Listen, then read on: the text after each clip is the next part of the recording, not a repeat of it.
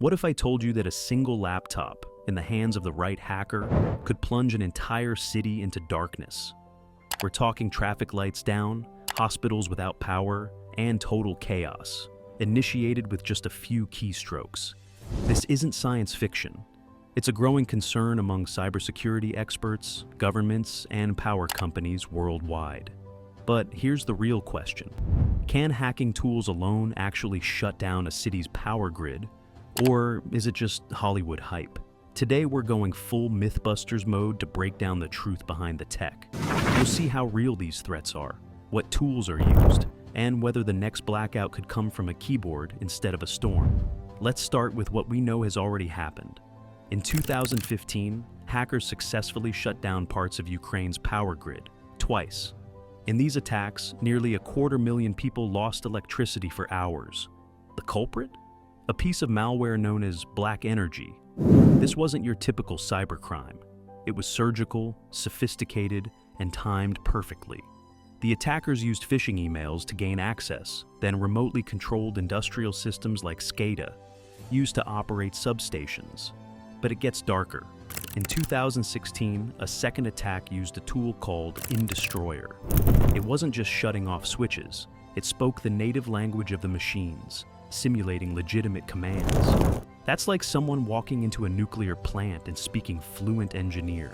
These weren't kids in a basement. This was warfare-level cyber sabotage. They didn't just hack in, they knew how the grid worked, better than most employees.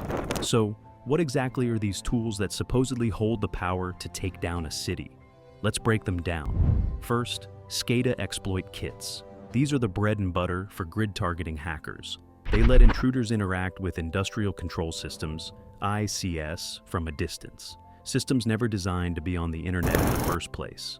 Next up, Black Energy, Indestroyer, and its cousin, Triton. These are weaponized malware frameworks. Triton, for example, was designed to disable safety systems in power plants, systems that are supposed to prevent explosions. Finally, there's Shodan, the search engine for the Internet of Things. It can locate vulnerable systems, like power grid components, just by typing in the right query. And the scary part? Most of this tech is publicly available. With enough knowledge, someone could replicate a good portion of a real-world attack from their bedroom. But here's where things take a surprising turn. Most modern grid systems aren't even that hard to hack. In 2020, a group of researchers at Idaho National Lab simulated an attack on a US power grid using tools they bought off eBay. Yes, EBAY. They acquired old, unpatched ICS hardware, set up a mock grid, and tested real-world malware. The result? Total control. And they weren't professional hackers, just researchers. While the offense keeps evolving, the defense is stuck in the past. Many control centers still run on Windows XP. That's not a joke. They're using systems with no security patches, no firewalls, and passwords like 1234, even worse. Many of these systems were never meant to be connected to the internet. But now, with the push for smart grids, remote control, and real-time analytics, those same systems are suddenly online and vulnerable. And even if there are firewalls, most power plants prioritize uptime over updates. So, patches get delayed, vulnerabilities linger, and a ticking time bomb grows louder every day. It's like installing retinal scanners on a safe, but leaving the back door wide open. So, can hacking tools really shut down a city's power grid? Short answer, yes, but with a catch. To pull off a blackout on a major scale, a hacker would need three things: access, knowledge, and timing. Access means penetrating through layers of outdated but still complex systems. Knowledge means knowing how substations interact, where load balancing occurs, and which nodes create cascading failures. Timing? That's where it gets chilling. A blackout during peak hours could lead to massive economic damage, accidents, and even loss of life, especially if hospitals or emergency services go offline. Remember the 2003 blackout in the US and Canada? That was caused by a tree brushing against a power line. Imagine what a calculated cyber attack could do. But here's the twist. Most hackers don't want total destruction. Many just want to send a message, whether it's geopolitical, ideological, or just flexing capability. Before we get to the real jaw-dropper, where we test the limits of these hacking tools in a simulated grid environment, tell us in the comments, do you think your city could survive 24 hours without electricity?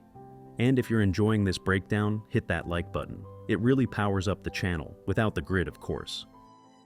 We wanted to see for ourselves, so we partnered with cybersecurity experts to set up a controlled test environment. No real power stations were harmed in the making of this video, but the results? Still shocking. Using nothing more than a laptop, some open source hacking tools, and a few old PLCs, programmable logic controllers, bought online, our experts simulated a full grid compromise. They bypassed logins, spoofed control commands, and even caused breakers to trip remotely. In under 9 minutes, the entire model grid was down. Traffic systems collapsed, emergency systems failed, and restoration required manual override, a process that, in a real city, could take days. So, what did we learn? Yes, hacking tools can shut down a city's power grid under the right circumstances.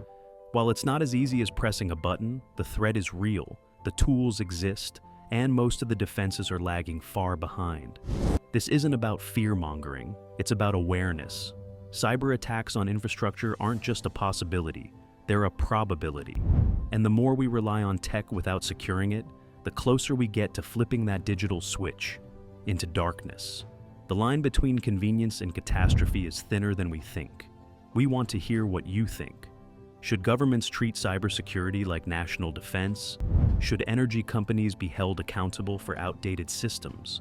Drop your thoughts in the comments below.